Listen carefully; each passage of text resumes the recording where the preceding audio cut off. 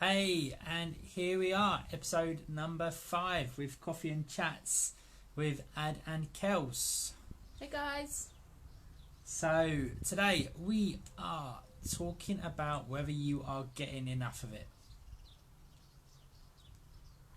Right, and we are probably not talking what no, you you think dirty we're minds. It's talking 11 about. a.m. That's it.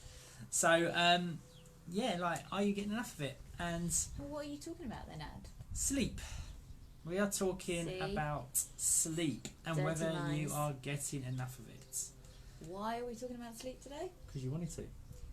And why else are we talking about it? Because it just affects everything. This is relevant, isn't it? That's it. Very relevant to us. Well, to Kels. To us. To Kels at the moment. You know, if you got a new one, then there's going to be a lot of sleepless nights. But and not it not just just affects everything. Go on. Not just if you've got a new one. If you just know that your sleep pattern's shit. If you know that you go to bed late, or you wake up throughout the night going for a wee, or you're just mind's wandering, it affects everything. So I'm sure you can relate. It just spirals into your day. First of all, you're tired, so it's not the best way to start the day. Energy levels aren't there. Probably feeling moody, snappy, and just everything. Sorry, wait a second. I'm just That's a smiling. proper nervous laugh. I'm just the thing smiling. is- But yeah, everything else throughout the next day just feels like a blooming chore when the sleep hasn't been there, and then it affects your food, and so on and so on and so on. And I'm talking about it because obviously I'm not getting much at the minute, not with little lady, and my problem is I don't go back to sleep because I might wake up with her for a night feed about well, she keeps me on my toes, so every day is different. But in my routine now is I'm waking up between 3, sometimes 2:30 and 3:30, and then I'm not really going back to sleep, or maybe 45 minutes, which sounds terrible saying it out loud, but when it's happening, I'm like, okay, I'm going to get my admin done, then I start sweeping, then I start doing the washing up, and then ads came out yesterday morning and I was filling out this boring admin form I had to for Reese. But the point is, I feel like Superwoman in the first 2 hours, and then I crash, and then I burn, and then everything's an effort, isn't it? Yeah. And it's difficult. So for anyone who can relate, it is difficult because, you know, life keeps ticking and you're like, oh, but I can't rest because I've got X, Y, and Z to do. And then that can kind of build up in yourself as being really stressful, can't it? And then that can create anxiety in yourself because you're tired. You want to sleep, but you're like, but I can't sleep because I've got this to do. So I think you get my point. I'll let Ads do some talking now. But also you can then end up making not wrong decisions, but not the right choices. Yeah. You know, if you've had a few late nights and then you've still got to be up early, your energy's low, you're feeling absolute dog shit. So then you just looking for that quick fix, that quick energy fix. Tell them what you mean by wrong choices. Do you mean with food, like for or food? do you mean... Well, like if let's talk about food to start off with. You know, like you've had a few, you know, you haven't had a lot of sleep. You're waking up early, and then you think, oh, How am I going to get through the morning? How am I going to get through the morning? Well, what am I going to get to eat? And instead of like making a good breakfast, like I don't know, eggs, omelette, poached eggs, or something, you know, something of substance. You know, like we always say, is that you want to be having like protein for breakfast. But if you've not been getting enough sleep in that, then you wake up tired, you're looking for that quick energy because you're tired. So you're going to be reaching for the coffee, and then you're probably, which is not what we're drinking right now. Which we are, you know. But and then you probably then go for something like toast and jam, or toast and honey, or a cereal, which doesn't fill you up, or a cereal bar, which are amazing. That's sarcasm, by the way. Or you might go for the biscuits, or you might be going in the fridge and be like, fuck it, a little bit of chocolate there. Yeah. And then that is how all things know spiral. The day's just going to go Pete Tom. It. And then if you've already made a bad decision, then you're thinking, then your body's already looking for that because your energy spiked up, then it's going to be dropping. So then you find the next thing come like 10 o'clock, 11 o'clock, you're then looking for that next pick-me-up. Why? Because you haven't fed yourself properly earlier. And then it goes like that. Then you're tired. Then lunch comes and you're like, oh, I'm just going to have a sandwich and a packet of crisps or something like that. And then come dinner time. Yeah, no, like recently I've been having that sometimes. and it's proper affected me. Being honest, it really has.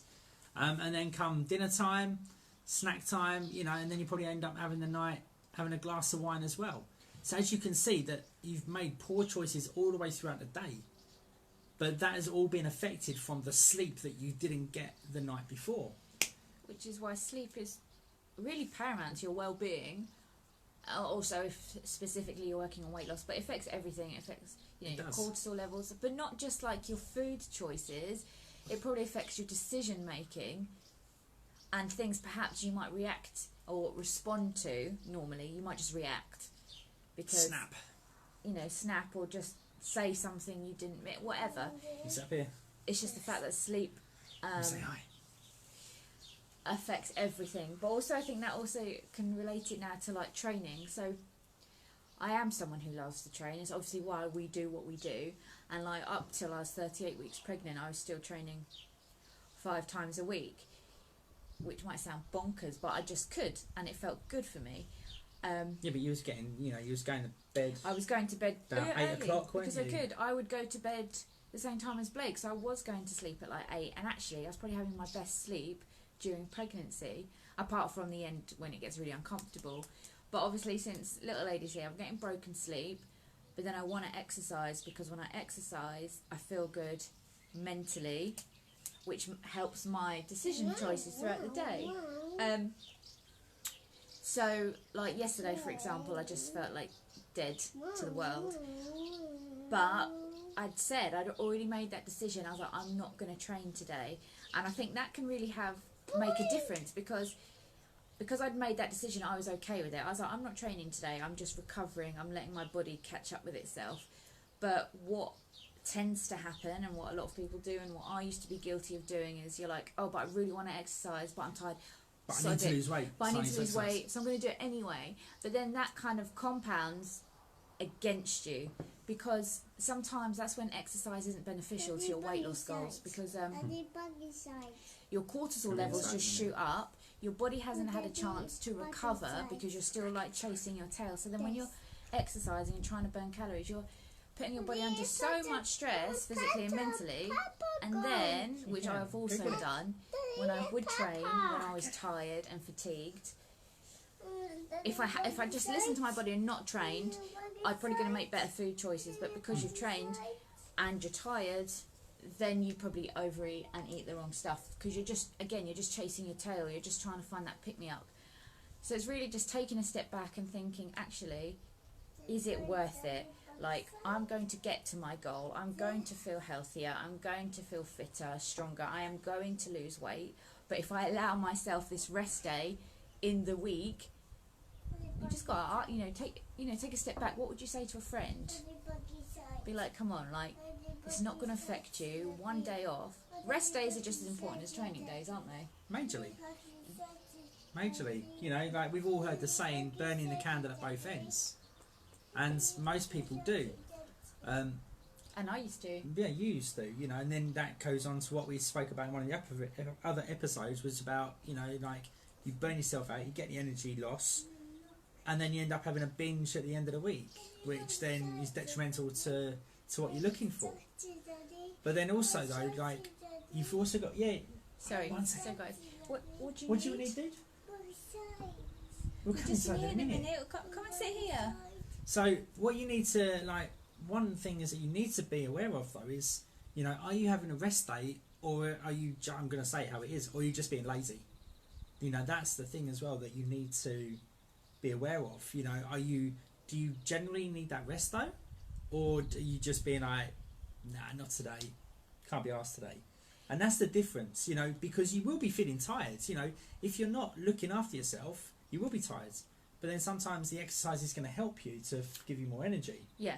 I know you're probably thinking, what are we... Yeah. We're making it awkward. But there's like I said, there's a fine line. There's a difference. And that's... The more self-aware you become, the more you can tune into your body and be like, actually, am I being lazy? So I know I should do it, but I'm like, can't be arsed. Or am I burnt out? Have I had crap sleep, not been eating well? I'm really tired, stressed, and I actually need to just rest, catch up. Time. Yeah.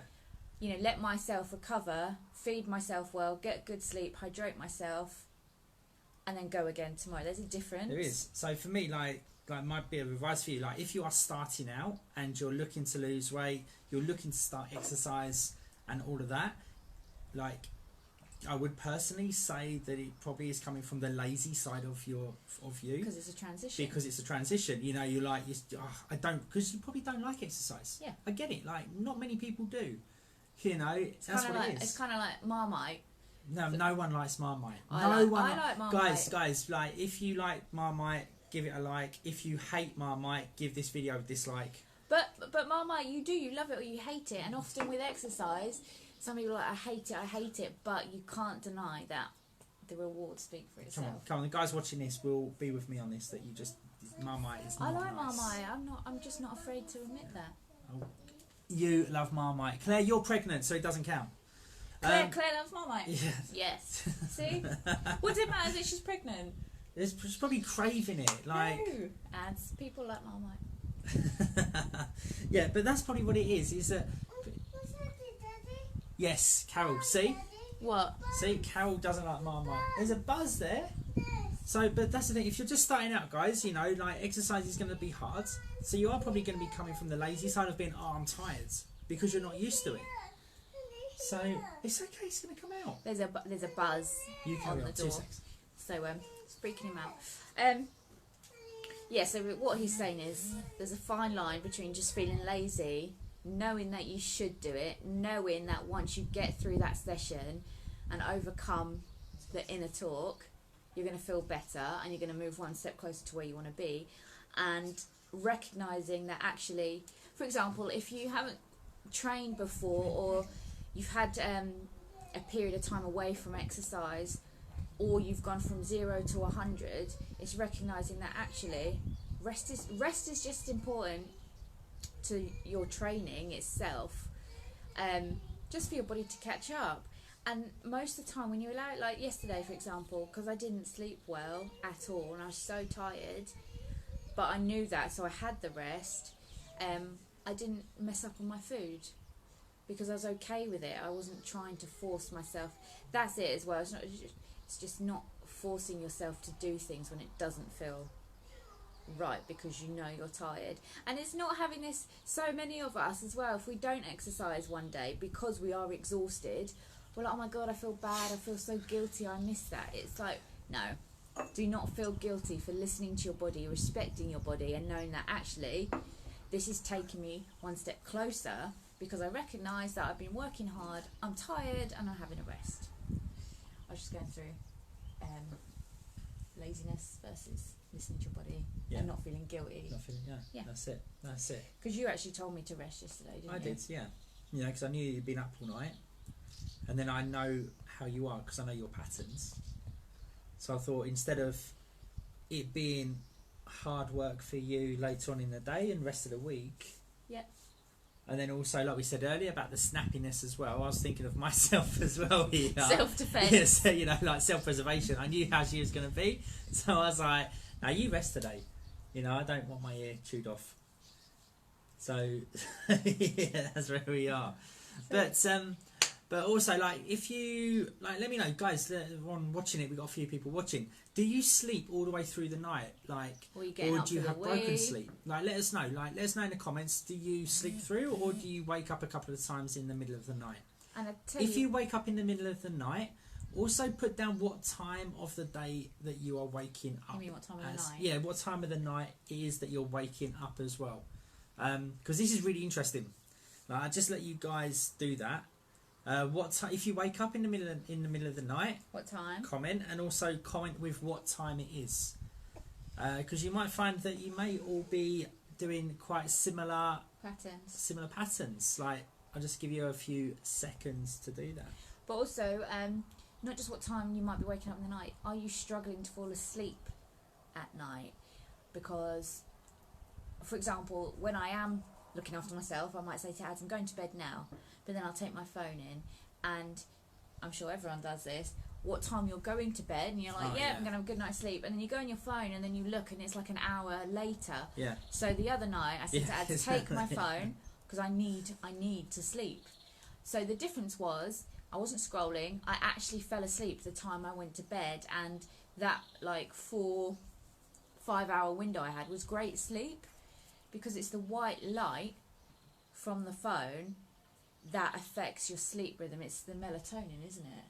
So yeah, because it's going to be stimulating you.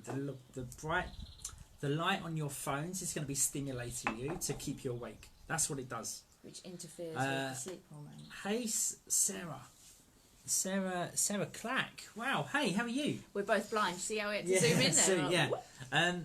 So that's going to be stimulating you. It's going to be keeping you awake. It's not going to be keeping you awake. It's going to slow the process down for you to be relaxing. Okay, so that's going to be one thing. Louise Blackhouse, only wake up if Liam wakes me. Last night was the worst night we've had since he was born. I think I had about 1 or 2 hours sleep. Hence, decided this morning not to train. Exactly. Perfect, Louise. That is the right decision. And that's exactly what, that's what we've been talking about. But also there's, even just having the phone in the same room as you sleep is going to be affecting you as well. Even if you put it on airplane mode, like ideally we want to be getting rid of that phone in your room. We want to be keeping it outside somewhere else. Do you know what's a good thing? If you're going to say like you keep your phone in the room because your alarm, which wakes you up in the morning, I get that. We all need that. But what you can do is put it in the room next door, because when that alarm goes off, it's going to make you get up, because it's going to annoy the hell out of you. You can't just reach it, touch it and roll over. So by all means use your phone for your alarm, but put it outside in the room next door, because then you're going to get up, you're going to switch it off, and then you're ready to begin your day. That's it. Don't go back to bed. That's like the worst thing you could do. I do that. Ad does do that. I'm bad at that. Carol says she sleeps well.